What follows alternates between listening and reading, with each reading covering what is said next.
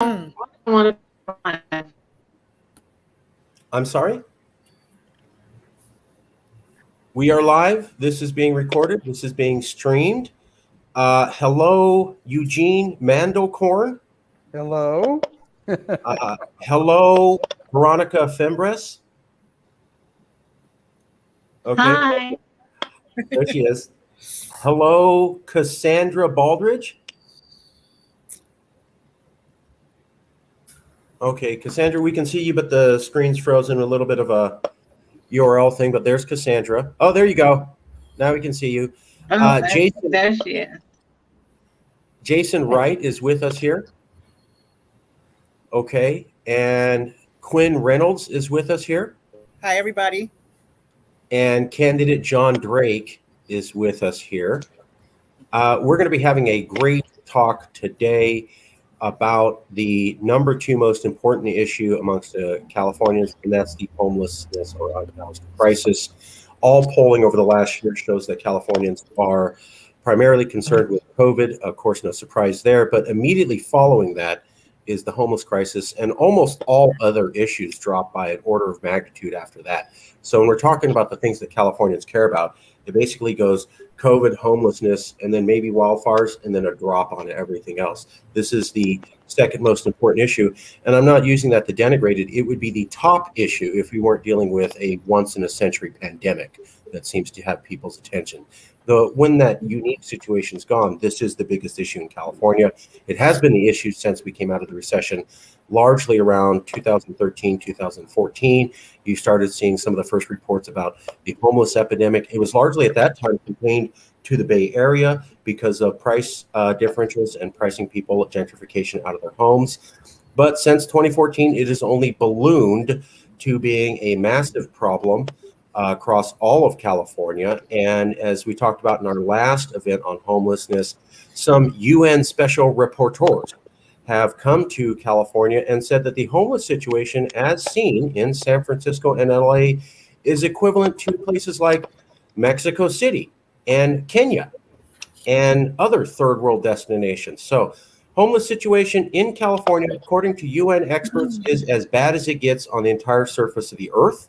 Right here in California, the situation's existed since 2014 and has only gotten worse. That's through the Brown administration and Governor Newsom's administration. And while Governor Newsom recently survived a recall election with a strong margin of about 65%, the truth also, according to every poll, is that 70% of Californians think he's doing horribly on homelessness.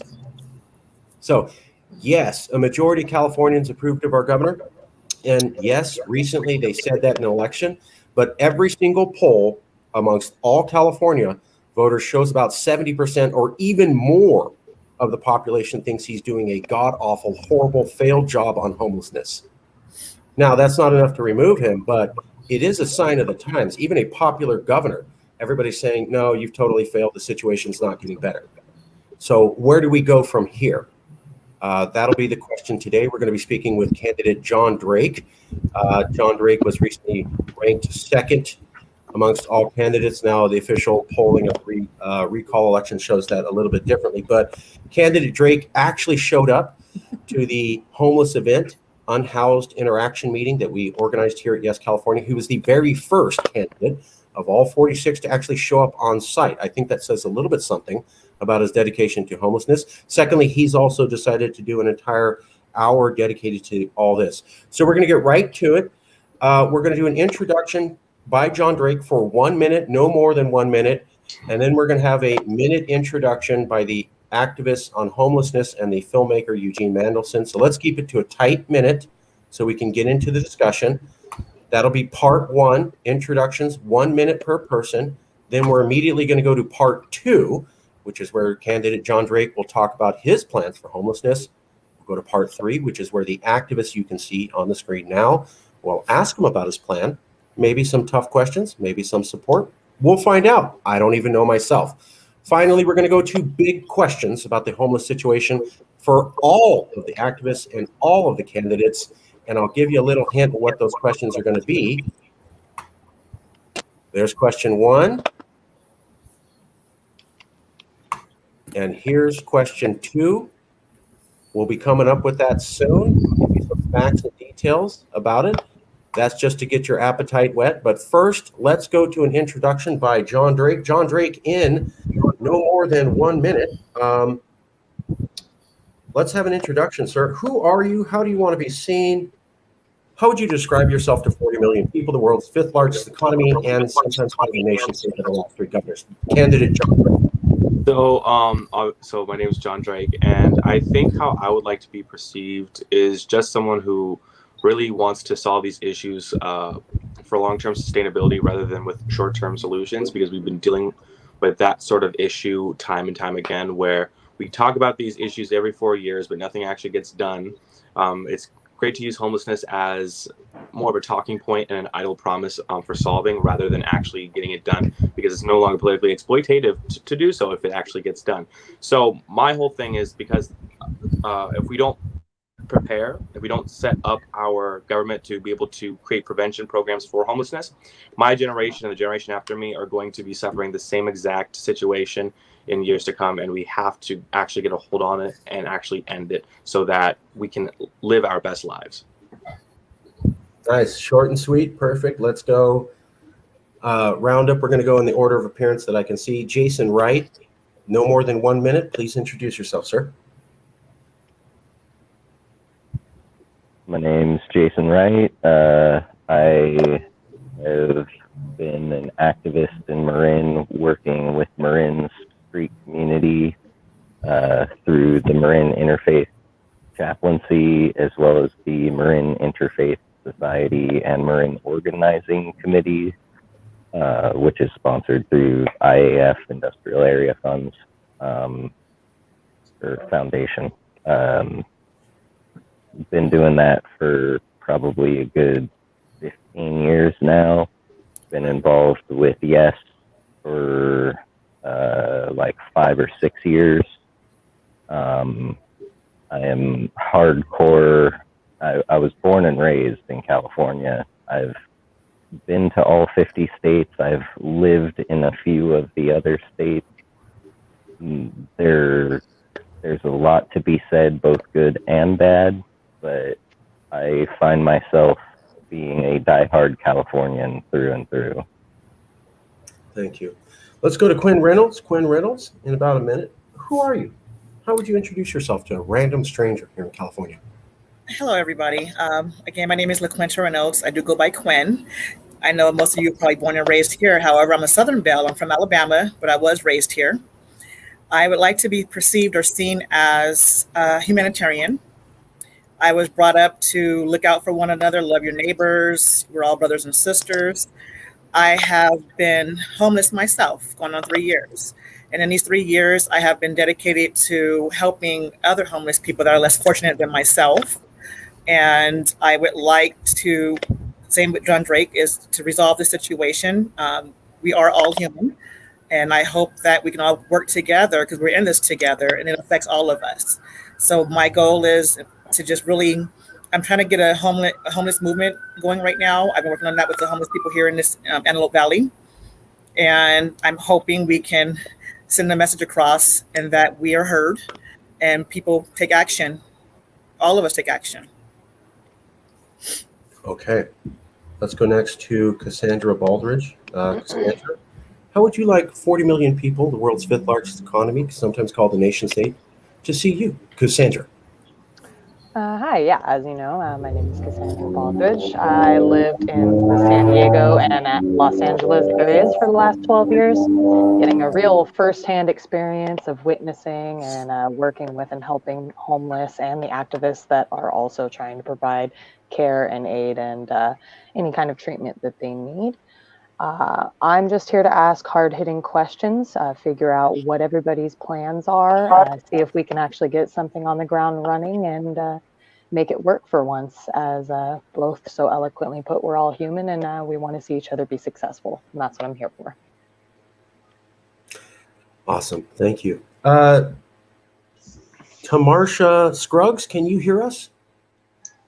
Yes, I can hear you. Hey, great. Thank you for coming out today. We're doing introductions. So you came at the perfect time. We're doing an intro. Would you be willing to just describe yourself for less than a minute? However you want to be seen, however you want people to see you, how would you describe yourself for our conversation on the unhoused here in California in less than a minute? Tamarsha Scruggs. I would say that I am strong and a helpful person. And every chance I get, I try to help people, whether they're homeless or not homeless or just have mental health issues. So I'm here for the people because I've experienced homelessness before. So I know what it does to the mental health. Okay, let's keep it going. We're going to go to 1 second, reset, start. Veronica Fimbres, could you introduce yourself to everybody? Who are you? How would you like to be seen by 40 million people on the topic of the homeless crisis of California? Veronica Fimbres.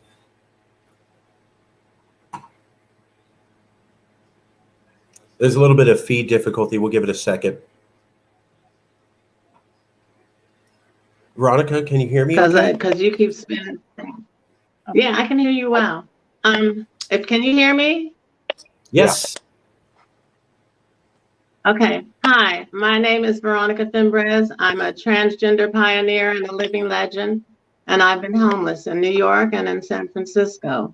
I believe in helping everyone. I've been a nurse for over 38 years, maybe 40 now.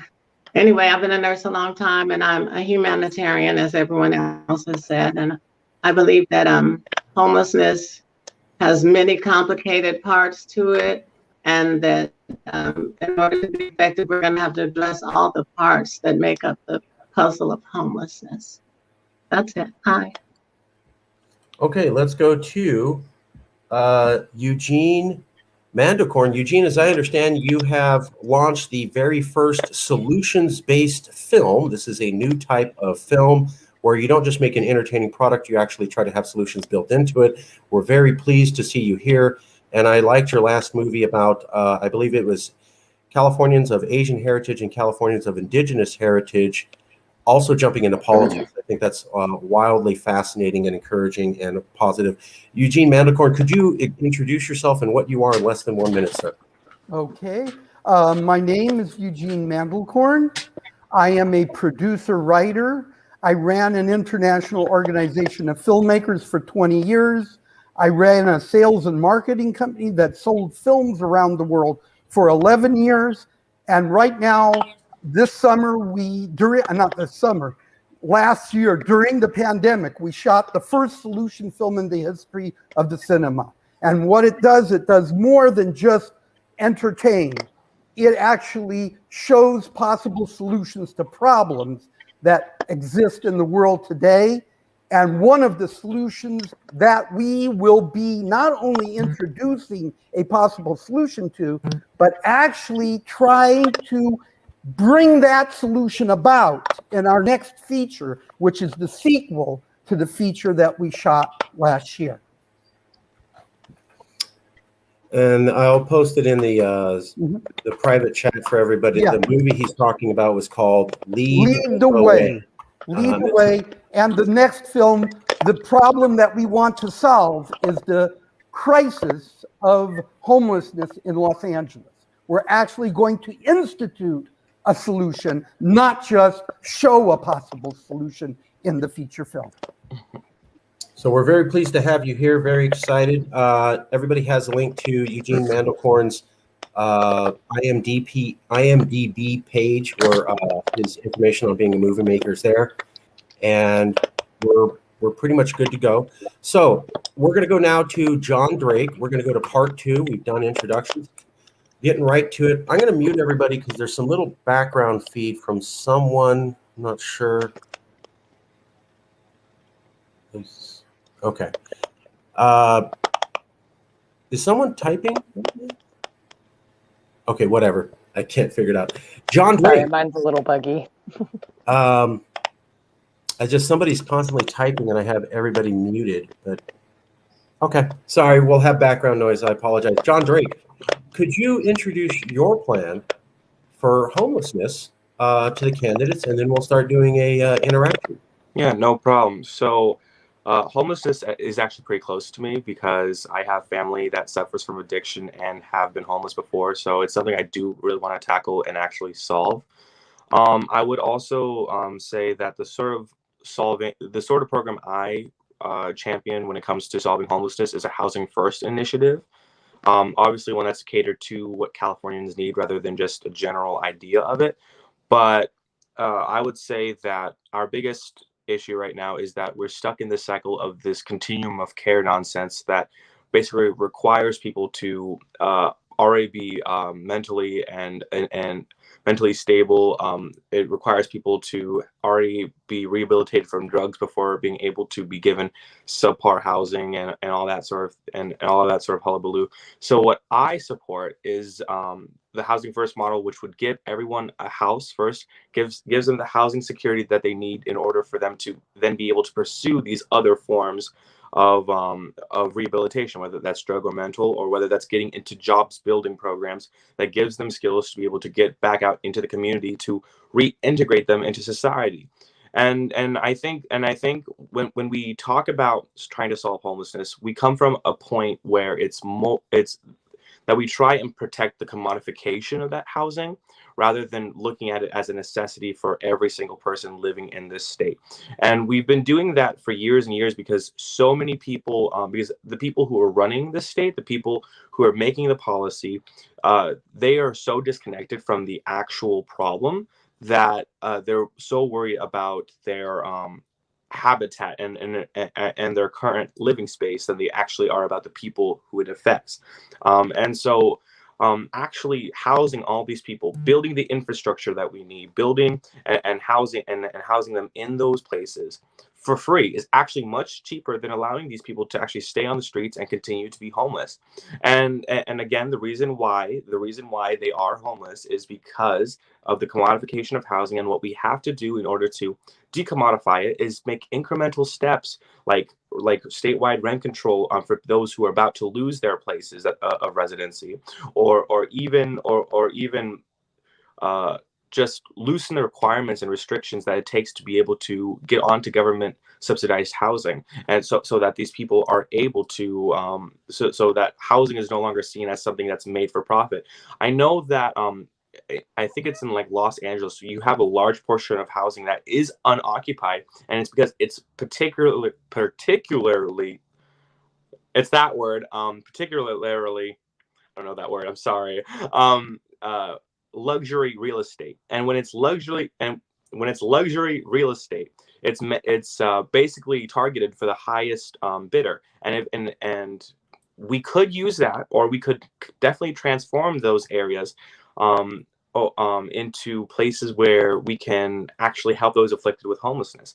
Um, we can also push for things like SB 9 and 10, which would convert unoccupied real estate, unoccupied commercial real estate into affordable housing for low income individuals and unhoused people.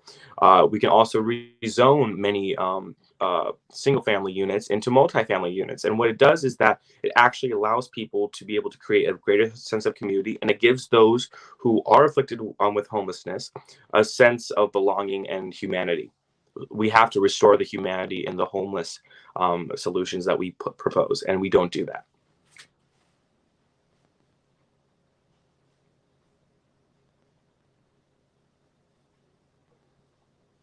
You're muted, Marcus.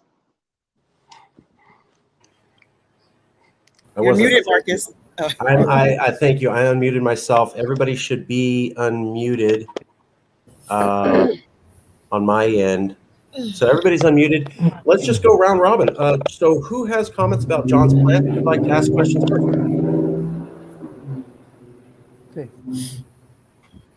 Okay, Eugene. Yeah, I'm very interested because, John, you look very young. I'm just wondering, how much experience do you have with real estate and knowing how the world of real estate works? So actually, it's really interesting. So what happened this past 2 years is that obviously the expenses of California became a lot more expensive to live in. It became more and more unaffordable. And so what my parents had to do in order to like really kind of stay afloat is that we kept selling our house, buying a new one that was cheaper, sold that one, buy a new one that's cheaper. And so now my family actually ended up moving out of state. So I was sort of in this real estate process, and we have friends who are real estate agents that they're the ones who handled all the buying and selling. And so I was sort of just kind of observing how it all works. I did my own research as well, because I was like, this seems like a great field to get into if I want to make money. And so I was like learning about what it means to what it means to be able to have an anonymous bid, a backup buyer, all that sort of stuff. But mainly what I discovered is that it was after the Thomas fires in Southern California where I found out how difficult it was to actually get your housing back, because what happened with the Thomas fires in Ventura was that a bunch of our houses on the hillside burned down completely, and it's still been months and months and months, actually years now, since many of the houses have actually been rebuilt. Because what happened was that our city was more interested in keeping the hillsides without homes, rather than actually building on those hillsides, and giving those people back their places of living. And so now we're stuck with this sort of we're stuck in this limbo of, are we going to finish these houses that we started, or are we going to basically force them to sell their property, move somewhere else, if they can even sell that property? Because again, if you're not going to be building on there, that property becomes worthless. Mm-hmm. I see that you've done like a lot of investigation into how real estate works. Just so you know, I started as a realtor back in the 70s. And so I have decades of experience in real estate, not just in California, but around the United States and throughout the world. So I know a little bit about real estate, and I think, and tell me what you think, John, I think we need a new type of real estate to solve this homeless problem. And what I suggest is that we have a city within a city. We have the city of Los Angeles. Within that city, we have to form a new city called Angel City. And in that city, it will be almost like a university, that the homeless will have their own structures, these new real estate structures within the city, and they will feel like, wow, not only will they be inspired and uplifted, but they will feel that anything is possible. And when they graduate from Angel City, then they will move out into the wide world. So this is what we propose, and it will be part of our second film, which is called Election Results, tentatively called Election Results, which will put this actual solution into action. So, I mean, I would like to talk to you about that, because you seem to be very open to something that's new and different, that's outside the box. Mm-hmm. Yeah. Yeah, no, I would say that because Quinn and I were talking about this back at the homeless event I attended, or the unhoused people's event, I'd like to say, because I don't want to, kind of separate them. So I would say that she actually suggested to me something similar to that we need to give them their own place to dwell, so that they can live with each other, learn from each other, build their own community up, and then be able to go into other communities like as if they were moving back into those communities. And I 100% support an initiative like that, because throwing them back into the city that they were unhoused in straight out is not going to do anything for rehabilitation at all, because they'll still be surrounded by drugs, they'll still be surrounded by crime. So being able to give them a nice place to live, but also still regulate it so that things aren't going in that would mess up that rehabilitation. Don't allow crime and gangs to form over there. I think that's so important. Yeah. And you need all the facilities they need there. Yeah. You will have medical facilities. You have facilities for if they have a psychological or mental problems. I have some experience. I worked for years for Metropolitan State Hospital, which no longer exists right now, but it is a hospital for people who have mental problems.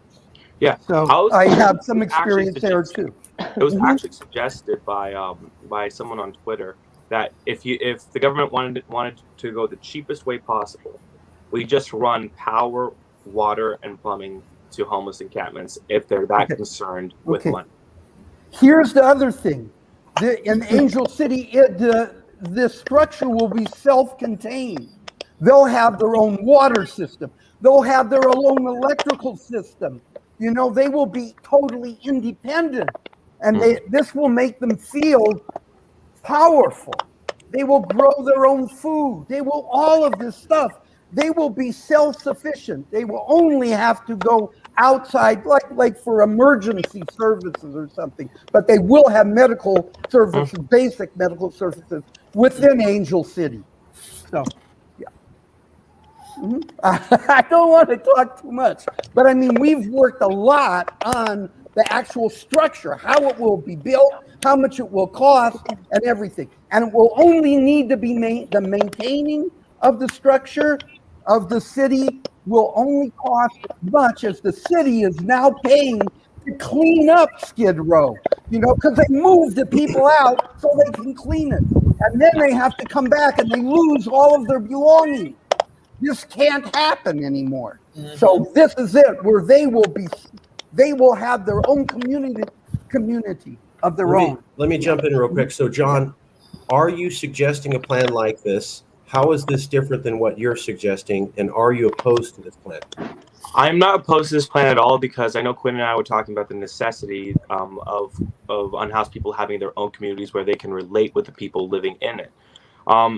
My original plan, the Housing First plan, actually builds housing infrastructure within already created city lots and city plains that are just sort of undeveloped. In order to keep the people in those cities. But if we can sort of give them their own place to live, their own community, where they can understand one another, but also regulate it so that crime and drugs don't become rampant in those areas, I'm 100% down for it. Because I think that, again, if we're going to talk about solutions to unhoused, to those affected by housing, or those being unhoused, I think you have to include them in the conversation. And if they want something like that, if they want to be able to have their own communities, we need to be able to take that into consideration and push as hard as we can for something like that. Let's hope that we can all work together on this. Let's hope that we can work together. We're all in this and together. we'll throw different things out, and some will stick and some will not, you know? Yes. Yeah. Yes. Yeah, and I'd like to piggyback a statement onto that for all of that is relevant. There needs to be some kind of incentive. I mean, I don't want to say federally, but if we are running this as a nonprofit organization or an LLC, we need to decide where the funding is going to come from and how it's going to be enticing, so to speak, to generate funding. So I propose, I love all the good ideas about housing and sanitation. And I think one of the biggest things that we need to provide is either work training, work service. As a good example, I could use halfway houses, have a very heavy set of regulations and rules. You're required to have a job. If you cannot find a job, they'll help you find a job or provide jobs. And like you guys said, there's plenty of sanitation jobs that we need immediately. There's plenty of cleanup jobs that need to be happened, skill training jobs. So I think if we're going to go so far as to delve into that field, we should really start looking at our options for work incentive programs, because if it's something that's going to make the state money, they're not going to say no. Yeah, no. I actually love jobs building incentive programs. I've always pushed for something like that. But I would say the focus of the jobs building programs that we need to focus on are also skills that are sort of being unmet within the marketplace. So, for example, electrician work, plumbing, all those sorts of jobs, these special skills, these craft skills, they're going unfilled. And by being able to give these people those skills, that means these communities will then actually have more options to choose from. They'll have a bigger pool to select and actually meet the demand that these need. I think the average age of a plumber in California is like 55 right now, and so they're quickly retiring, and we're not able to keep up with the demand that we need, because we're always going to need plumbers, we're always going to need we're always going to need electricians. So I would say that we should definitely have a sort of jobs building incentive program that gears towards skill building, more particularly community skills. Well, to add to that, the takeaway from this is a lot of these people that are unhoused are already skilled. They have these skills. They they're in this situation, so they can't get, the job offers, the interviews. They don't have the transportation. But a lot of these people are technicians, are plumbers, and have like me. I have 2 masters. They're educated. So that's not just the issue. The issue is if once they're sustained, they have stability, then they can focus on getting back in, interviews, jobs, and whatnot. And they can actually even help develop that community, their own community. Whether they're doing structure, the maintenance on the property, kind of like with GAIN. When I was in GAIN, when I first had my son, they have a work program where when you're a participant, you can work at the actual, most of the people don't know DPSS, most of those workers were once participants. They were once on the county. So they were given jobs, while they were participants. So that could be another option that they provide in this community where they can develop the property. If they're a plumber, if they're painters, technicians, they can use their skills to also develop that community. Or in place. And I consider it really really calling businesses and saying, hey, if you provide the supplies, we can just transition them into the society by having them go clean up the business areas, the streets, city parks, paint buildings, graffiti. So there's jobs out there that they can be used for, that they can do. Yeah, I think the idea of re-beautification of many of our properties would be a great incentive program, especially for city property. Like if you were able to hire these people and say, look, we can hire these people to clean up the city property, city hall, clean up all this and that. I think that would push the city to be more open to something like building. But at the same time, we're still dealing with cities like Los Angeles, where Mayor Garcetti signs a bill that will actually push homeless people and unhoused people under the field of vision, rather than actually solving the issue. And again, it's because it becomes an eyesore rather than, these people actually need help. And so part of it is also changing who we elect into office. That means we go out there and bring forth politicians who actually have a heart for these people, who actually have a heart for change and sustainability, rather than, I want my habitat and my home to look nice. But who cares about the people who are living here?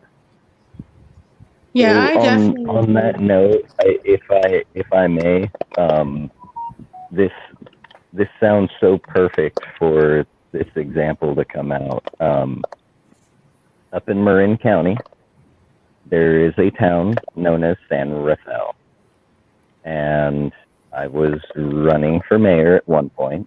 COVID hit, and it was no longer an option to be able to even make an appointment to go into the city-run office so that I could obtain the paperwork to legitimately file.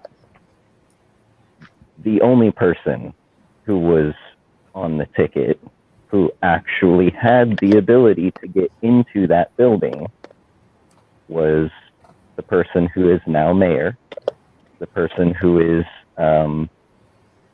basically schlepping off the problem.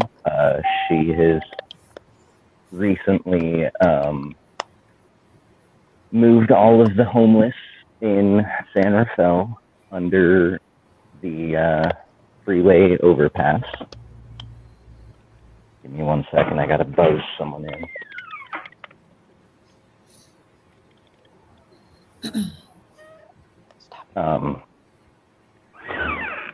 Who is it? Oh yeah. Good, bring it up. Knock knock, who's there? Veronica. Amazon. Yeah. So in Marin County is like insanely wealthy. And thank you. Oh, nice. Jason. Sorry, brother. We only have limited time. If I have something Yeah, to sorry. add to the Marin County cleanup too when you're finished. yeah, Jason, So- Cassandra. So let me just cut to the point. Sorry. Marin County, insanely wealthy, doing this same thing, right? The election was very much not an election. It was very much not, fair to anyone other than the person who had access when no one else did. Also, someone who doesn't really seem to care, right? So what you were saying about part of it is having the right policy, part of it is who you elect. Mm-hmm. Now, I've been on the streets, I've been off the streets. I've been on the streets and off the streets in other states as well. And I gotta say, you can kind of tell when someone really cares and when they don't. And what Quinn was saying with, there are a lot of people out on the streets who already have skills. I'm a trained professional chef.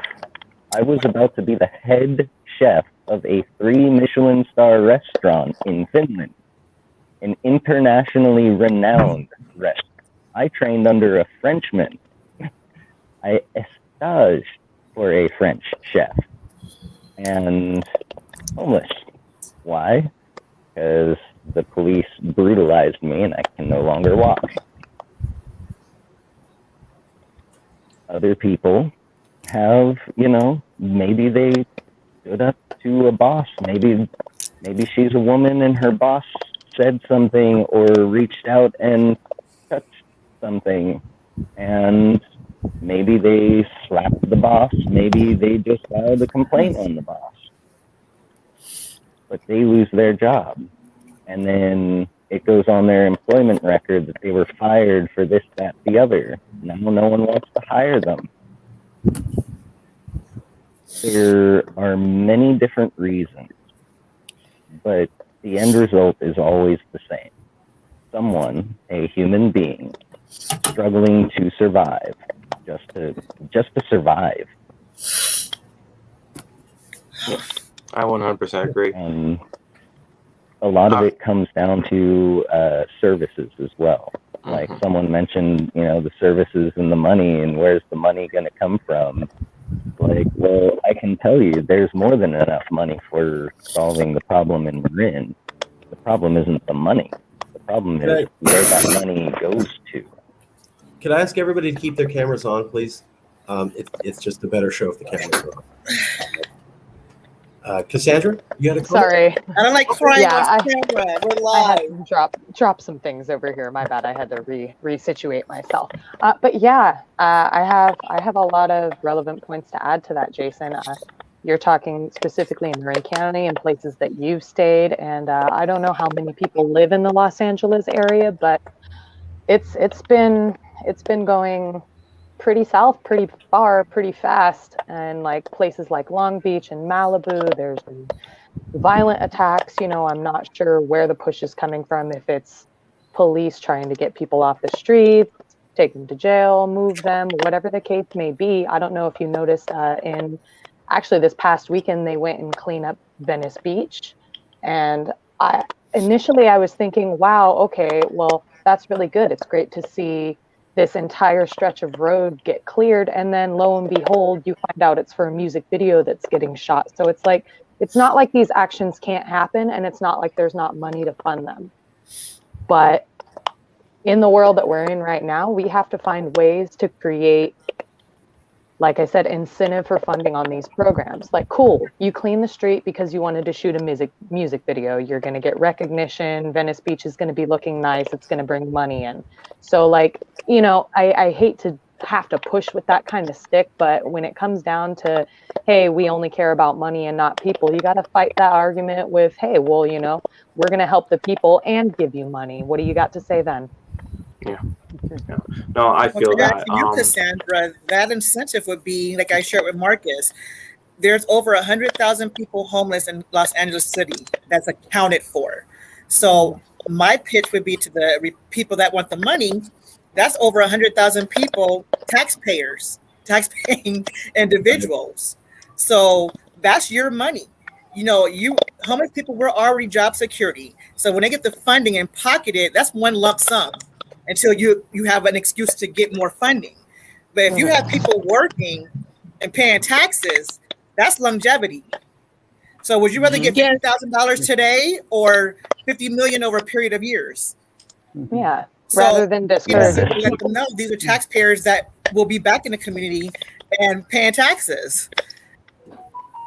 The Okay, simple economic And breakdown everybody is the same as good business is paying part-time your mental health workers care. enough that they can live. Mhm. I didn't hear you. I'm sorry. He said paying the workers. Jason was saying Oh, okay. paying the workers as so that they can live enough that they can live.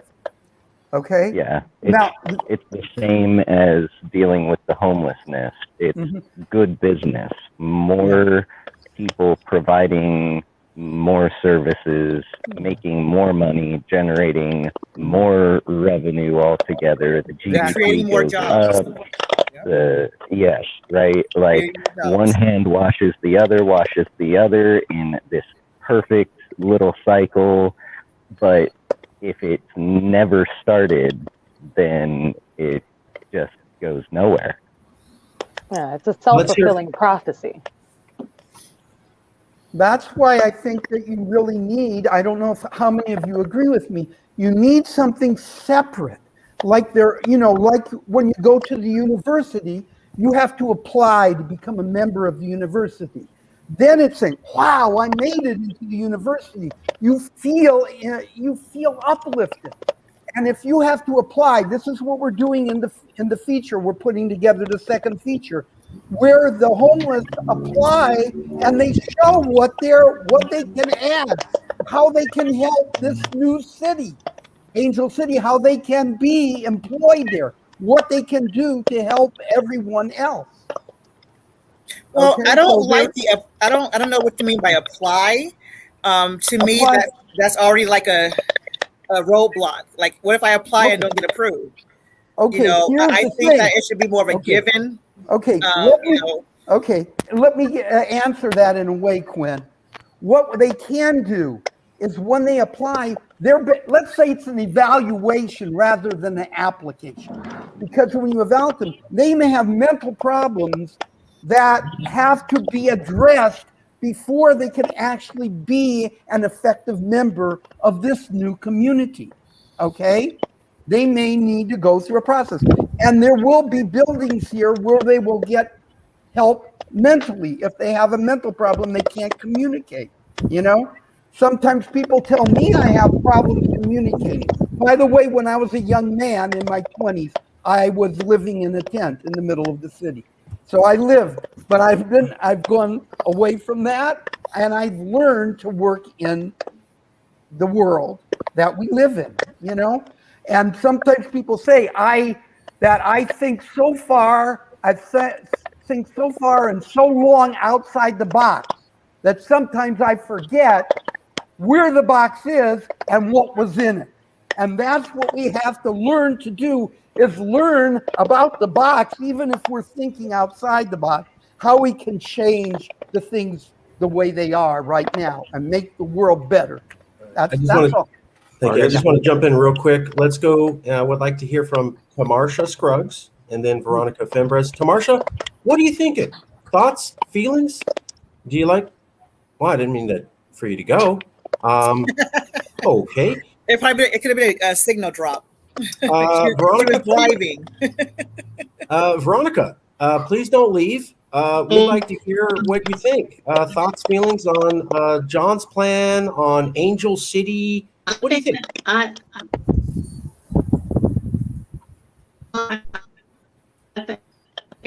Okay, am I breaking up? You're breaking up a little. Can you hear me? Yes, we can hear you. Okay. Well, my thought is that when you address the issue of homelessness, you really have to address the mental health, because without the mental health component, the rest of it is all going to fall by the wayside, because that's a building block that you're going to need to use. So, an example of when you were talking about creating jobs, jobs bring a certain part of mental health.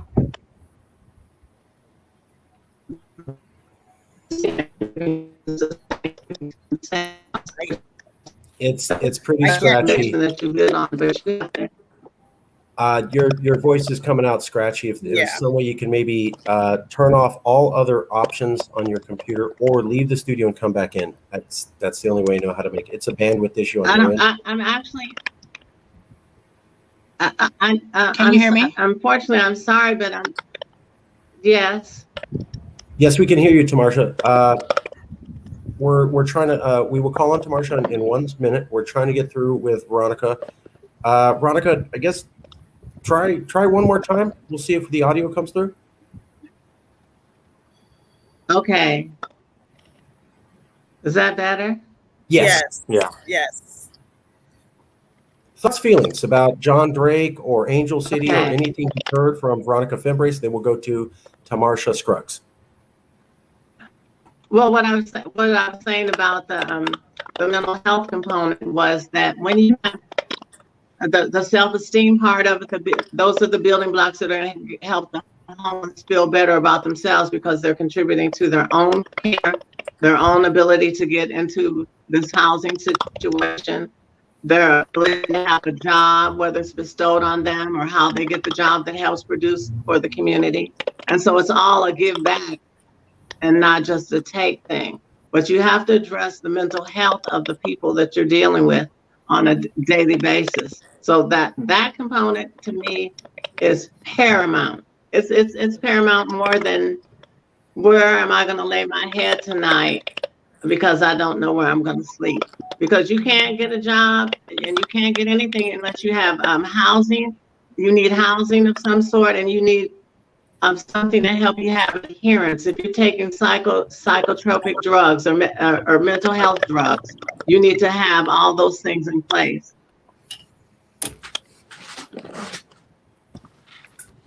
Okay, let's go to Tamarsha. I completely agree with you, Veronica. Yeah, I completely agree with you. The mental health definitely has to be taken care of first. And that's why somebody who's kind needs to be overseeing everybody who's intake, so they can be treated with kindness every step of the way. Because if they feel like somebody is judging them, any step of the way, they can pull back and not get the help that they need, so they can be a help to others. Now, when you say we mental just health have to, first, just like you said, work on the housing component. But when you both say mental health, they definitely have to be housed. Okay, I thought you meant that they need to be mental health first, and then they should be housed. That's all for clarity. Can I give you an example, please?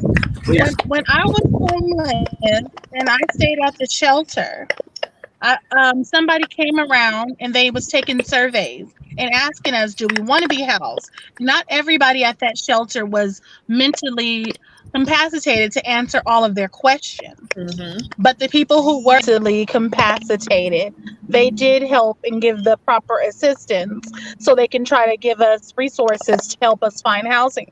Some people need a bigger help than others. So that's why everybody just has to be kind and patient. And also, when I worked at the hospital, I referred a lot of homeless people to Mental Health America, which is no longer available in the Antelope Valley anymore unless you're already a participant of the program, which sucks for a lot of homeless people, because sometimes when you're trying to numb your pain, that's a mental thing. So the drugs, everything is a mental thing. So the mental thing definitely needs to be taken care of. Yes. So housing, whether it's a halfway house, whether it's a hospital and they sign themselves in, or when they agree to be clean, whatever it is, however we choose to do this, it needs to be taken care of. Mm-hmm. Yeah. Everybody's different. Not everybody's going to have the same mental health. Some people just might just be need a clean place, take a shower. That's a big help on somebody's mental health. One of the things that I like that LA was doing on Skid Row. They were giving everybody a shower. I don't know if it was for promotion or everything with Jada Pinkett's honesty line, her line at Target. Hey humans, they were Hey, humans, letting everybody yes. shower in that. So Uh-huh. I thought that was so great. And I think that we need to do that too. And then RX Harris, remember he said everybody, if we fed the homeless on the street, we would be ticketed if caught doing that Yep. because of all of the trash that they keep on putting out. So I think if he would have taken a different approach, things would have been different. Like everybody needs food. I see homeless people everywhere I go. People sleeping on bus stops, and my kids like, "Mom, is that going to be me?" Like, I'm like, "No, you got to stay in school. You got to keep asking questions because we see people every day sleeping on the bus stop from 5 p.m. all the way to the morning. So something definitely has to be done." Oh, I would also like to interject, if I may, that part of what it means to solve homelessness is also education. We have to be able to give them Yes. skills like typing skills. We have to give them skills that are in high demand, whether that's coding, whether that's this and that, so that when these people go out into these communities, when they start to develop their interest in certain subjects, they still have necessary skills that are very required to function in the modern workplace. And for the most part, our school systems don't do that. System, our education system is primarily is primarily not focused on solving real issues and creating real skills that really matter. And I would 100% say that the prison industrial complex does have a role in it. That they have that by not addressing these issues and these skills that we need solved, they have been able to basically create an entire generation of for-profit prisoners that they can use and they can make money off of. Yeah, we definitely are gonna have to get to everybody's root problem, and for some people it is the education. We need to be able to get out to. I guess more people need to rally up and do flyers and talk to the homeless one-on-one. Yeah. If that helps. I know it's a lot of work and a lot of time consuming, but it definitely can be done if we just come together. Hey, I did it. I passed out 500 flyers to get them to this event, feeding them and giving clothes. But I do have a question for you, John, and actually it's piggybacking Eugene's with the apply. My question, scenario. The reason why I'm still against applying. Now, the only resource that we have out here, which is Valley Oasis, which is the biggest one other than Penny Lane, I applied for the program. And they do most of these programs do point systems, how they screen you. And I wasn't eligible because I lived in my vehicle, so I wasn't in immediate danger. I'm not mentally incapacitated or on drugs. So to me, the bottom line is I'm still homeless, whether I'm on drugs or not. I need just as much help as they do. They might need more help because of the drugs, but you're denying me a chance for shelter or, to get help because I'm not under any of those three categories. So how I feel is these programs, to me, they need to be dismantled. It needs to be universal across the board as far as how the program is structured with helping homeless people. And to me, with my program, my thing is we do an intake and you address those people accordingly. So if you're on drugs, you're instantly placed into mental, rehabilitation. If there's people that work, they just need a job. We can put them in permanent housing and help them get a job. They already have jobs. So I think that what are your examples of legislations that you're willing to introduce to eliminate or restructure how they provide services and how we get help? Yeah, so I'm 100% in favor of universal basic housing. And if we're going to create like these sort of city ideas, that I think that there should obviously be different sort of wings with it that are obviously sort of gated to protect each and every community. If you have a primarily single woman section, you have that. If you have a kid section and family units, you can house them together. If you have those who are more or less like mentally unstable or going through some sort of drug withdrawal, you should definitely have a specific wing that caters to them and helps them with that. I think that the way that we really solve homelessness is by removing a lot of these arbitrary boundaries that we set and these levels of homelessness that exist. Because part of one reason why you were rejected is that in California you have sort of set sort of levels of homelessness. You have unhoused, and addicted, you have unhoused, mentally unstable, unhoused but have a job but live in your car. And so having all these weird levels instead of just being like you don't have a place where you can stay and feel safe. If you're living in your car, I would say that's 100% still unhoused because you're not living in any sort of housing infrastructure. You're living in a vehicle. So I would just say we cut that out. We have a blanket definition, meaning you don't have a place to actually stay. And you can even have temporary housing solutions for those who are like traveling from day to day, sort of like a hostel living situation where it's like, oh, I'm going to be here, but I don't plan to stay here. You can go in for the night and you can stay there. And we can even convert some of our prisons into open prisons to take care of those specific needs in general. I'm okay with open prisons. I'm okay with creating this whole city infrastructure. But mainly what it is that it's how we define homelessness that has absolutely destroyed those who are homeless. It has made it nearly impossible for them to actually find long-term sustainability. It's made it impossible to find any sort of housing that will actually help them and programs that will actually push them to become more firmly founded in the communities they are living in. Well, Okay. see, I think this is what we need to help. Sorry. Stop. We're going to go to Cassandra. Oh, okay. Yeah, I actually have a point to make that kind of touches on what everybody had said, even those who have left already. It really ties into what Eugene brought up earlier, not so much an application, more of an evaluation. It needs to be approached with kindness and compassion, and there needs to be a mental, physical, and skillful evaluation.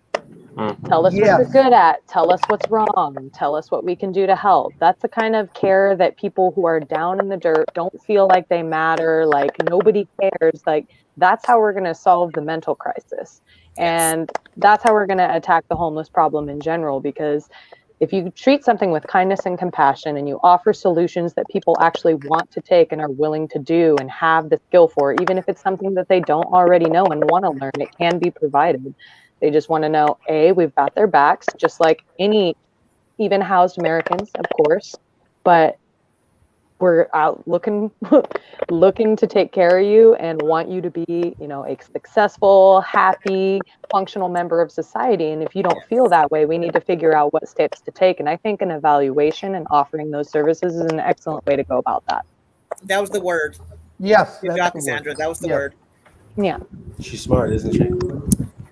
She's phenomenal. Joined Yes California. Phenomenal. Smart people join Yes California. If I may, on Eugene's idea there, it's just me. It evokes imagery of Judge Dredd, these humongous high-rise ghettos that are constantly just the policed. opposite. No. Just the opposite. I'm sure what you're wanting is where we have to talk Judge about, Dredd. right? Part of me wonders, if out of the spirit of job creation, out of the spirit of modernization, and also fiscal responsibility, I know, like, the city could, say, take this property that's been up for sale overpriced because the housing bubble, it's at like 200% of, what it should be. And because of that has sat empty for 5 years, 10 years, the city could buy that from the owner. It's now city property. The city maintains it, and they say, hey, we've got people in our city who are our residents who are unhoused. Let's put them into these places. That's one slightly viable, but not really fiscally reasonable option. And why I say not fiscally reasonable is because,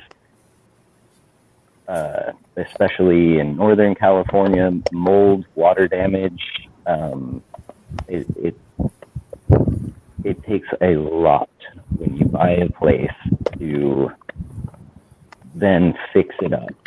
But if you do things in a modern way, planning for, this building will need to be here and functional and need as little maintenance as possible for, 20, 40, 80 years. We now also, there's, as someone on the streets, I've seen the growing popularity of push the homeless riffraff further and further away from my business and, my $10 million home. If they really want us homeless folk out that bad, hey, fine, build us our own city, build us our own town, and we can have our own hospital, our restaurants. I'll be one of those chefs in one of those restaurants. When there's electrical work that needs to be done, I know a few electricians, licensed and certified. When there's really pretty much anything that needs to be done. Let's build this city together. I knew a dude who used to work for Carrera Marble. And Come to Lancaster. We have the land. Come to Lancaster. And Cassandra was saying they were doing this big entertainment thing, and that's why they were let's do it as we're making the film. Let's solve the problem. Let's build it. It's like they used to build fake fronts for buildings. Let's build the real thing for the homeless. Let's build it. Let me jump in. I really appreciate the conversation. It's getting going. We will come back to this, but we have to keep our promise to the viewers. Yeah. I'd like to cover some of the big questions. We've heard introductions from all the activists and the candidate. We've heard from the candidate, John Drake. That's johndrake.com.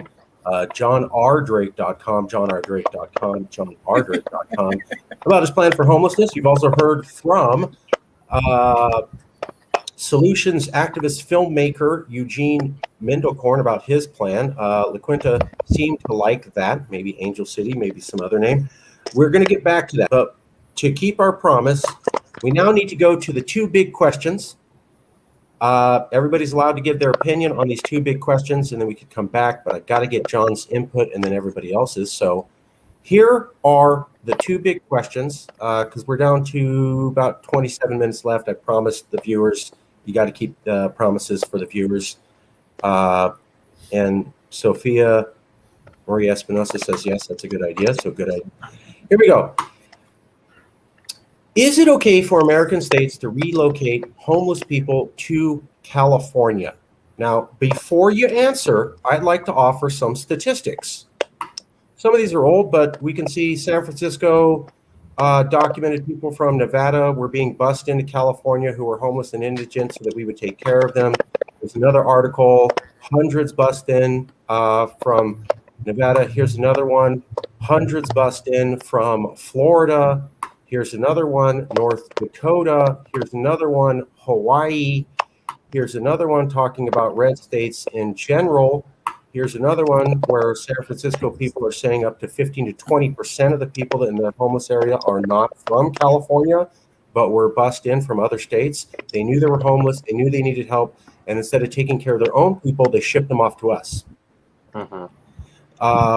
Here's another one. Apparently, if you type in Night of the Living Homeless on South Park, it is so well known in Colorado that they made a joke about it. Apparently, it's well known in Colorado that if you have homeless, you just ship them off to California. Don't need to worry about it.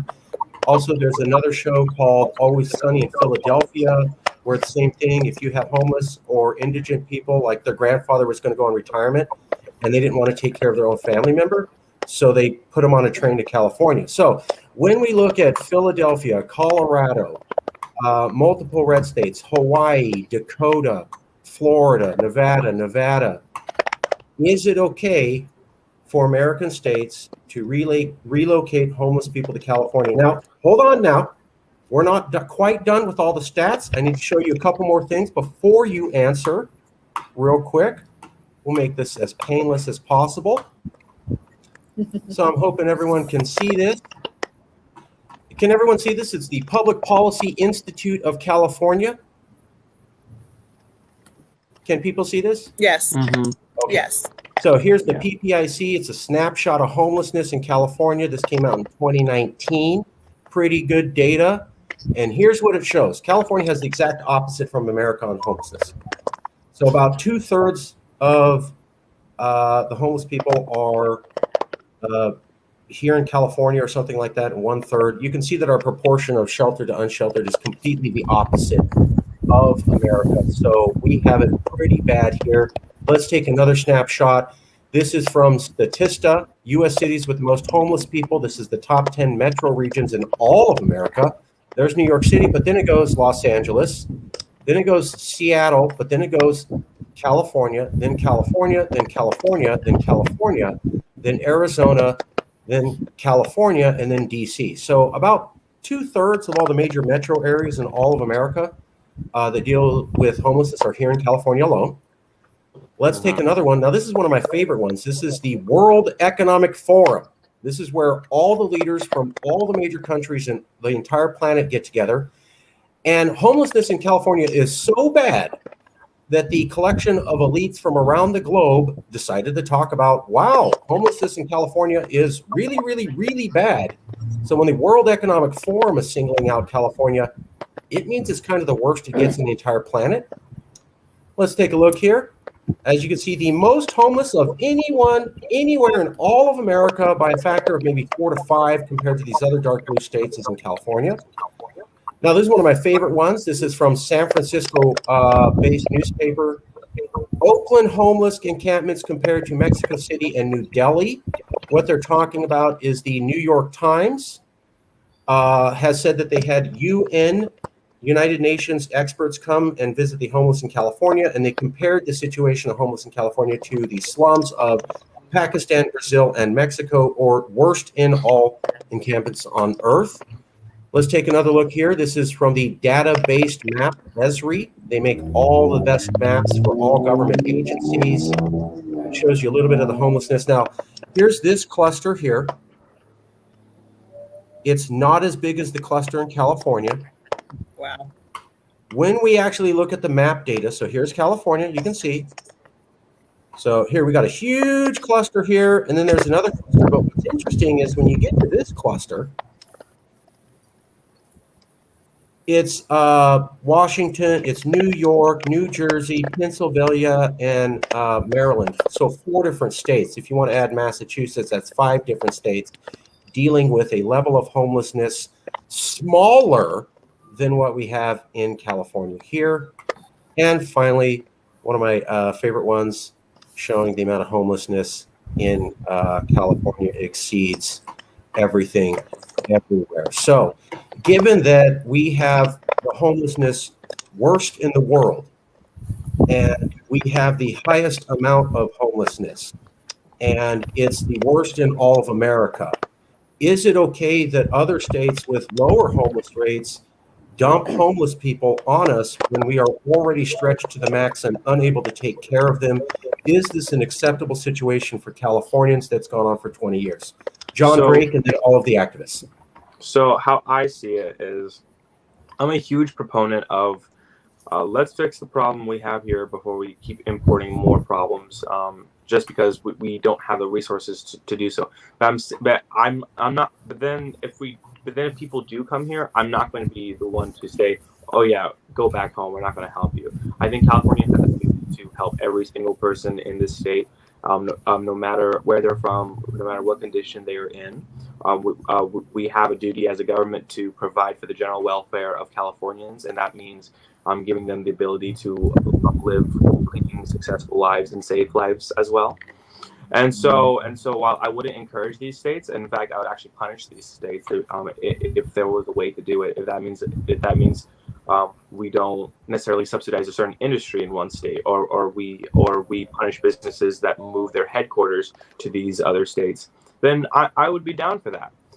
But to outright just say if these people from these states come over here and they want housing, we're not going to give it to them. I'm not going to do that. I will try my best, and I will push for whatever government is in power to try and do their best to treat every person living in California the best we can. Because it's still important because they're still human. But obviously, we shouldn't be out here encouraging it. We shouldn't be letting states get away with it. If a state does nothing to, if a state is actively promoting the transportation of their homeless to California, knowing that they're straining our resources, knowing that they're doing this, that obviously there should be a conversation to be had on whether or not they are treating us equally, and how the federal government can regulate that. Okay, let's hear from the activists. Given that homelessness is the worst in the world here and the worst in all of America, is it okay that other states decide to add to the situation when they don't have it as bad as us? Let's go to Eugene. Totally cool? Okay. I think the thing is that I wouldn't concentrate on other states importing the people here, okay, or exporting the people here. I think that the problem is that we have a great, California is so easy to live here homelessly. If you were in New York, if I was living in New York in a tent during the winter, it would be crazy. You know what I mean? That's how people die who are homeless, because of weather conditions. I think this is a place that naturally people are going to gravitate to. I don't think we really think. The thing is, if we solve it here, we can solve it anywhere. They can solve it in New York. They can solve in New Delhi, wherever in the world. But if we are the people who have to solve it, because the problem is magnified here. And they know if we solve it, wow, we'll be exporting the solution and not importing a problem. We'll be exporting a solution. That's what we have to do. All right, let's hear from the other guests. Worst situation in the world, worst in all of America, totally cool to add to the problem when you don't have it as bad as us. Quinn, what say you? Actually, I was going to say what Eugene said, but I'm going to get a lot of backlash with this, and I don't mean this in a humane way. I don't agree with, because California is known as, it's a beautiful place. We have the beaches, the entertainment capital, we're the richest state in the country. However, just like, for example, on the airplane, when if we're going down, the masks come down. I feel we need to take care of home first. We can't help others if we're struggling, or if we're failing, or we're failing our own system. Our system is failing us as constituents. So I feel that once we use the angel community, that can be the benchmark. That can be the demonstration to these other states how to resolve their homelessness issues or crises. California is the leader in this country. So yeah, the best way to lead is by example. So once we show them how to resolve it and we solve it, then they have that same standards that they can use to solve their issues. And I'm not saying that they can't come here, but I feel that once we're situated and we're solid and we have our stuff together, then we're in a position to help those if they want to come here. I don't think bringing more people here where there's already hundreds of thousands that are homeless, and not to mention it, when that eviction moratorium expires, that's 7 million people we're talking about that's going to be homeless. So if we can't tackle our own homeless crisis, how are we going to tackle people that are here and then more people coming here from other states? I think that every state should be responsible for their own, which they are. They always want to argue, what their policies are, their state laws. They separate during those conversations. So I think homelessness shouldn't be any issue. This is your responsibility as far as their governors and their politicians. And I just really stand firm on that. I just think we need to take care of home, and we have vets here who sacrifice for us to have a lifestyle that we don't have right now. That we're not providing. So we need to take care of home. Let's hear from the others. There's no wrong or right answer. This is a big issue, and Californians never talk about it. So I want Californians to hear what Californians think. No wrong or right answer. Jason, quickly, and then we're going to go to Cassandra quickly, because we have another question. This cool, this not cool? What you Californians think? Yeah, I'm very familiar with all this because, again, having been out on the streets in Marin for some years, and been part of receiving services as well as creating services to help those in need. I have, personally met many homeless person from other states. People that we refer to as Boston so-and-so and New York so-and-so and Alabama, because it's where they're from, and, Alabama sounds like he's from Alabama, and because he's from Alabama and he came over here, right when COVID started, which is a whole other issue. How many people have come into the state since COVID started? How many people have become homeless and jobless just since COVID started? As if the problem wasn't bad enough in the beginning. There are also programs here, like in Marin, there's a program where they will pay for your Greyhound ticket back to wherever your home is, right? So Alabama could get a free Greyhound ticket back to Alabama, but it comes with the stipulation that he, has someone on the other end who can receive him, and they've contacted the person and confirmed, and then 2, that Alabama not return to California. Okay, kind of messed up there. Real quick, if I may. So I see that the people who are suffering from all of this are the people who are in need, who can't get the help in Alabama because Alabama doesn't want to help them. The only thing they're willing to do is schlep them off onto California. But California doesn't have enough to even cover Californians, so they're not able to get it here either. So we can either continue the cycle of inhumane treatment of our fellow human beings, or maybe a solution could be that, hey, you know what? Alabama is here in California, and since we're taking care of everyone here in California, and Alabama's originally from Alabama, and they just schlepped them off onto us, we're not going to be messed up to them and say, no, you're from Alabama, so we're not going to help you. We'll help them. And then we'll stick Alabama, the state, with the bill. Hey, we've spent this much caring for your citizens. Okay, Cassandra. And then we're going to go to the next question. Sorry, we got 12 minutes left. Yeah, you're fine. Get both questions in. I actually agree with Jason, and I'll circle all the way around on all the points that I wrote down on here. So, is it okay to send the homeless here being the question? First, we have to ask ourselves, why are they sending here? Is it because A, they don't want to deal with it? B, they think it's warm weather or whatever, or we're capable of dealing with it, or we're just going to bend over backwards and take it?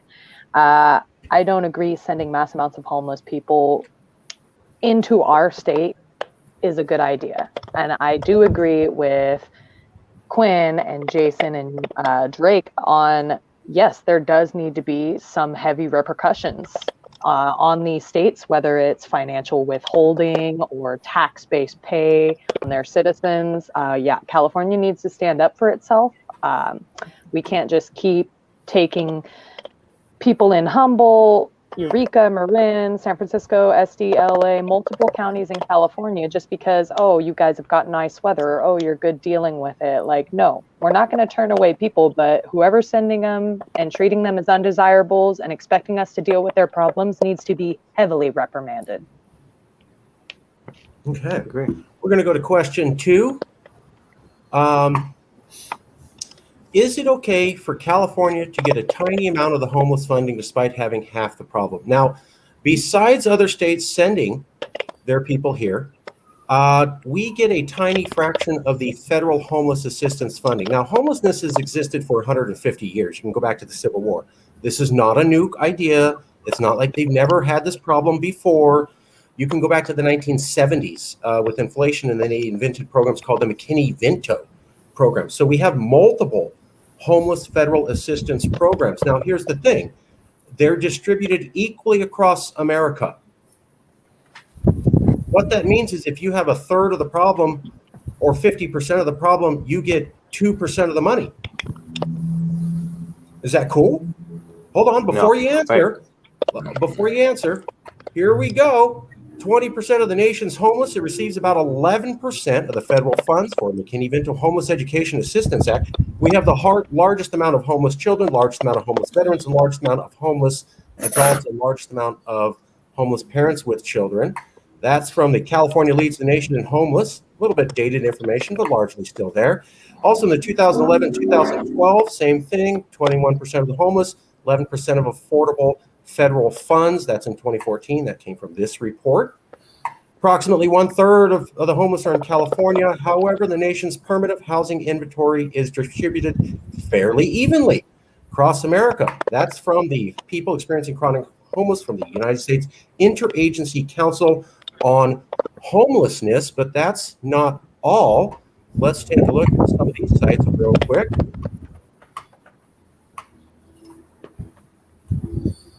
California mismanaged its COVID-19 funding. We will get to that in a second. But here's the first report. California needs the nation and homeless school children. Here's another report from the California State Library documenting how we get a fraction of the funds we need. Here's another report from the United States Council on Interagency Homelessness. We talked a lot about using the money appropriately, and maybe there's some truth there. But here's a fact of the matter. In 2019, they said that for $12.7 billion, we could make everybody in the Bay Area homed. Every single homeless person in one of the worst homeless pockets in the entire planet could be housed for $12.7 billion. Where are we going to get that money when we barely pass budgets? Now, I know the governor's saying we had a budget surplus. I get that, but that's this year. I would ask you all to look up the last time a California governor said we had a budget surplus. You're going to be looking 20 years ago. So budget surplus is not something to count on. It is a fluke. It will not be here next year. It is not a stable thing to look forward to. Here's the interesting thing. In 2019, they said we could have fixed all of the Bay Area homeless for 12.7. California's a donor state. We lost $13.7 billion subsidizing other states. So here's the question. We subsidize other states. We can't even take care of ourselves. We get 2% to 15% of the national homeless assistance funding when we have 1/3 to 50% of the problem. We're a donor state. We pay in. We can't even get our fair share because of the way the federal law works. That's why we have so many homeless here in the streets in horrible conditions. And the amount that we donate to other states prevents us from taking care of our homeless. So the question is it okay for California to get a tiny fraction of the homeless funding despite having half the problem? Also, folks, by the way, when you're talking about how we're going to take care of other states' homelessness and send them a bill, there's no legal allowance for that at all. You can send another state a bill and they'll just ignore it. It would have to go to federal arbitration court. You would have to convince the federal government that you're owed that money, and then you'd have to convince the state to pay. Sometimes these things take 15 to 20 years to play out. So we're taking care of all those homeless people. We have to convince the federal court, may never see that money, and we're losing the money. Totally cool, John Drake, and then we'll go to everyone else. John Drake, cool situation? It is not cool at all. What? I know. Shocking stance to take. Considering that we subsidize 95% of red counties in the entire country, and we get nothing in return for it, I would 100% say that it is unfair, and that we definitely do need to get our money back from the federal government in what we are putting into the system in order to actually solve our situation. They're expecting us to handle our own budget when they keep taking large portions of the budget to help everyone else except ourselves. And so you'd be hard pressed for me to at all in any way, shape, or form say that how the current homeless budgeting is going from on both the state level and the federal level. I think it's completely ridiculous. I think it's asinine. We definitely need to be able to hold our leaders accountable and make some real progress in the way that the funds are distributed across the country. And part of what that means is that for states that do take advantage of us, that means that we only give. That means we can find a way to try and give less of our money to the federal government, and under the guise that we have to take care of our citizens right now. And if you're not going to give us a fair pick at the funds we need to solve our current issues, then we're not going to give that money away in the first place. And so we can open up negotiations. California is a blue state. Our government is currently all blue. If it stays that way, we'll have a great chance of being able to do that. And I think we have to really take a step back and really evaluate how are these funds being spent, who are they going to, and are we getting back anything that we're putting in. All right, let's go around the table. Eugene first, and we're going to go to everybody. Eugene, let's keep it to less than a minute. I want to get everybody in. Okay, I really like what Drake had to say. That's really important. I do think that we should get the amount of funds depending on how big the problem is, but we cannot count on government to solve the problem. It's a bureaucracy. It takes umpteen years sometimes to get something done. So what we have to do is see, where are the people spending the money? We just spent over $300 million for a recall campaign that wasn't necessary. And that's not even counting the money that was contributed to each candidate.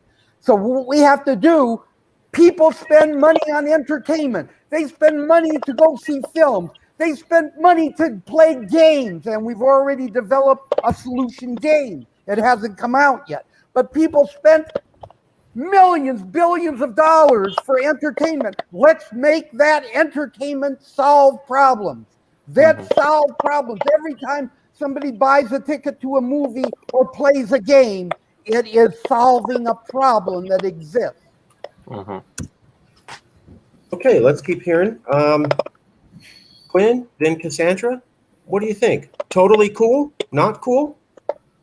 I agree. I'm on board with John and Eugene. I definitely think that we should hold other states accountable. And I don't think we can afford the luxury of taking on more than what we can handle right now. So, like I said, I don't agree with everybody coming here. If we don't have our stuff together, but I definitely think we need to find a better, because even when Senator mentioned, having them, sending a bill, what if they don't pay the bill? If we get the funding, it's just too messy to me, and it sounds sketchy to me, very sketchy. Cassandra, then Jason. I believe 100% California is entitled. I think even 2% would be a low cut of whatever we're doing. California is entitled to be paid for the work that we do. And if there's anything we know as a state, it's how to make money and how to make it big and how to make it fast. Yes. So I agree 100% with Drake's idea of stop funding out of state federal projects. If anything, cut them off if we aren't completely compensated. If we can't audit them and we can't bring charges against them for, lack to pay what they owe on any behalf, then, just cut off the money. Don't get to suckle on the teat anymore if you're not going to be compliant. And if you're going to expect us to do twice the work for nothing, then, you got to play hardball their way. Okay. Any other comments on this situation, the funding situation? Jason? Yeah, so I do agree that, keeping a running tab and trying to pursue these other states for, services rendered, bills due. Yes, there's a lot of bureaucracy. It would take time. I don't think that's necessarily enough to warrant not pursuing that. I would say pursue that at the same time that we build new cities where there were not cities before, specifically modern cities that will last. Also, back to what is good business. Ultimately, not overpricing things so that they can actually sell is part of good business. Paying your employees enough that they, don't have to struggle to be able to get into work, part of good business. California, as Cassandra said, we know how to make money. California is kind of a business, and the employees are the citizens. So you pay the citizens enough, you make sure the citizens are making enough, have enough job opportunity that pays well enough that they are productive members of society. They pay into the system. And ultimately, it's good business. It costs a little bit now. It will cost a little bit along the way. But ultimately, it is much, much, much cheaper to solve the problem that continually drains than it is to just keep ignoring it and letting it get worse. Because it constantly drains on pretty much every aspect of the system. Okay. Want to say we have to wrap up in the next couple minutes. We kept it to about 1. I'm going to go to John Drake for final comments. We can have another discussion. I just keep it, short and succinct. John, 5 minutes. We're going to do, this is the closing part. I will point out to a few of you that there is no legal ability to withhold federal funds. It's considered a felony. And when you say that, that's considered suggesting a felony. So that's the way the law reads now. Nobody did anything wrong, but just saying, you're like, hey, don't pay your taxes, that's a crime. And technically the crime goes to each individual. So you would have to ask, the state of California could not stop paying federal income taxes. You'd have to ask 40 million people to individually face federal income. I don't know what that sound is, but it's really making it difficult to talk. Let me mute everybody so I can hear myself. Sorry. Okay. You can't not pay federal income taxes. Got to pay. It's a crime. Suggesting you don't pay, suggesting a crime. Federal income taxes come from the individual. So the only way we could get that money back is if you had about 20 million people who were willing to commit a federal felony, because that's who it would go to. Secondly, in 2010, Governor Schwarzenegger did bring up the fact that California was a donor state. Dianne Feinstein and the other senator, Barbara Boxer, criticized him and said he was a liar. So the last time our governor brought up the facts, the 2 senators from California turned on him and said he was a liar. And then the federal government that releases the report every year documenting donor state to net benefit states. So the federal government since the 70s used to release a report showing how much money was going into states, how much money states were paying. You could see who's the donor state, who's the not. Schwarzenegger, 2010, hey, I'm governor. We're a donor state. It ain't working. He's attacked by 2 California senators. That never happens. They lie about him and the facts. And then the federal report that documents who's a donor state or not is ceased and no longer published the following year for the first time in 30 years. So when we're talking about how we're going to get our money back, based upon what? Our governor brought it up and he was attacked by 2 sitting senators. The news backed up their lie. The federal government ceased printing the report for 30 years. We've been a donor state for 45 years and there's been no relief. So how are we going to pull this off when we've never done it in 4 decades and the governor got rebuked when he even brought it up? But we don't have time to really talk about that now. We got to go to closing statements from John. John, are you here? John is not here. So we're going to go to closing statements from everybody. Let's keep it short. Keep your closing statements to just, 30, 45 seconds. We'll go around the thing. Jason, closing statements, 35, 40 seconds. Yeah, I would just say, one, a big thank you to everyone involved in trying to help solve this problem, help find a viable solution for this problem that we all face, whether we're on the streets or not. If you're a human being and alive on planet Earth, homelessness affects you in some way or another. And so yeah, big thank you to Marcus and the organization, yes, for holding this, as well as to gubernatorial candidate Drake for his attendance. Also, Eugene, it's been a pleasure meeting you. I'm definitely going to have to check out those films.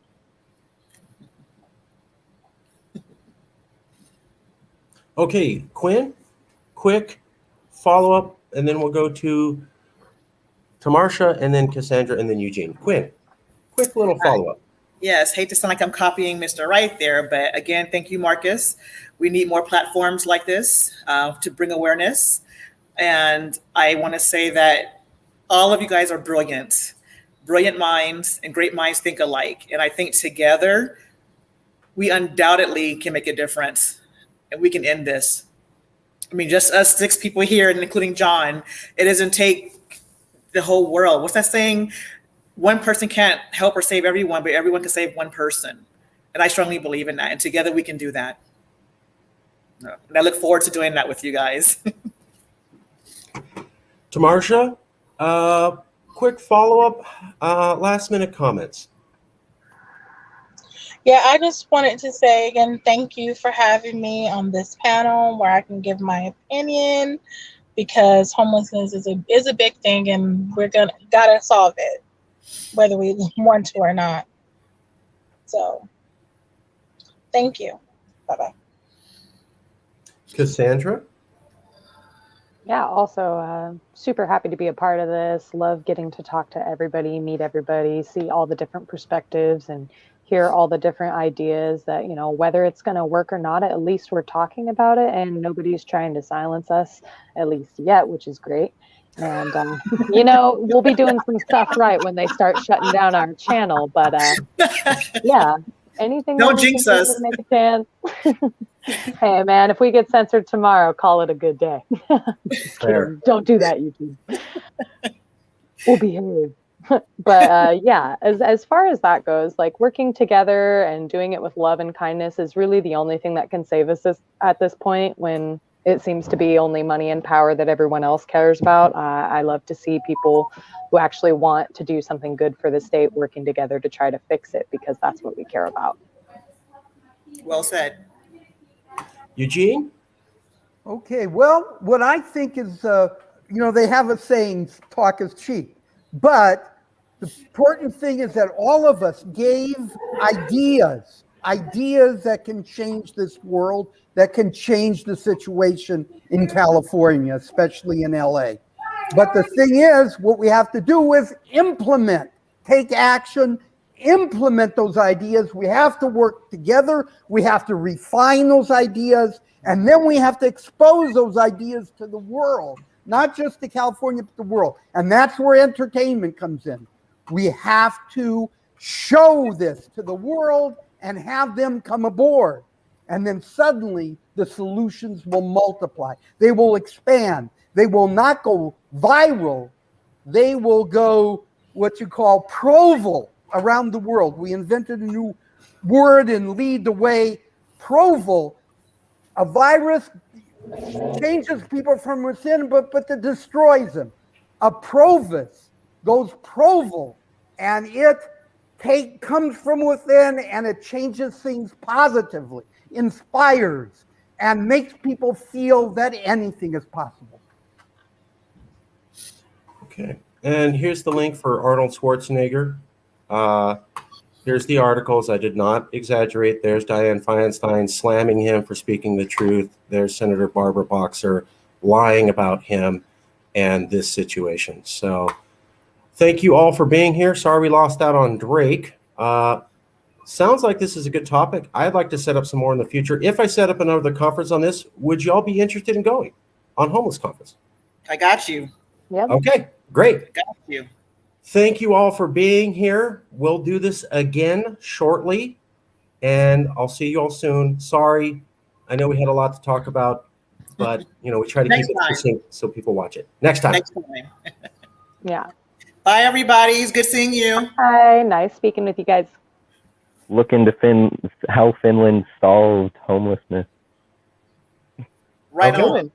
Yeah, I'll check it out. Okay, Jason, Quinn, Cassandra, Martha, Marcus, let's all work together. Done. Yes, Yes. and get our candidate aboard too. Done. You ain't said but a We the word. people. Yeah, right. Yeah. So I won't want you to see lead the way. By the way, it's spelled LE''D because the candidate for president is Patrick Lee. Yeah. Lead Yeah. the way. LEE''D. Lead Yeah. the way. And hopefully it will lead the way for other filmmakers to make solution films in this new genre. People with more talent and more Gusto. Gusto. well, I don't know. Yep, Gusto. Well, More talent and more resources Yeah. than myself. So Yeah. Eugene, Yeah. get your email to Quinn. Quinn will I have get it it. to me, Oh, and she I will has loop you I have into the group that everybody's on. So Quinn, just get me Okay. his email, and I'll loop you in, Eugene. And Okay. Tamarsha, if you want to be involved too, just get your email over to Quinn. Quinn, give me whatever emails you want. I'll loop it into the email thing. I'll bring everybody in. Okay. Will do. Let's solve this problem. Let's do it. Not On just it. talk about On it. it. Do it. We're on Okay. it. Okay. Si se puede. Thank you, guys. Bye.